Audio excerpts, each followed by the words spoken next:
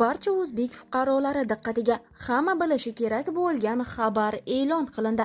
Assalomu alaykum hurmatli tomoshabin. Kanalimizga xush kelibsiz. Video roligimiz ostida bir dona like hamda podpisatsiya tugmachasini bosib qo'yishni yodingizdan chiqarmang. Biz sizga o'zbek hamda jahon sahnida ro'y berayotgan eng sara xabarlarni birinchilardan bo'lib taqdim etamiz.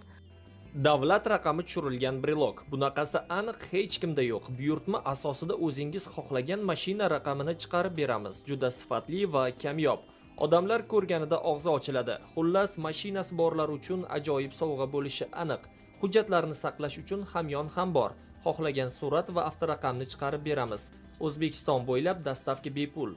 Hoziroq buyurtma bering. Diqqat tarqating. To'y qilish arafasida turgan barcha o'zbek fuqarolari diqqatiga. O'zbekistonda kelin salom, fotiha to'yi, ota ko'rdi kabi shunga o'xshash bema'ni marosimlar taqiqlanadi. Qilganlar esa jarimaga tortiladi. 1 avgustgacha dabdabali to'ylar va fotiha to'yi, kelin salom, ota ko'rdi kabi an'anaviy tantanalarni taqiqlovchi qonun qabul qilinishi kutilmoqda.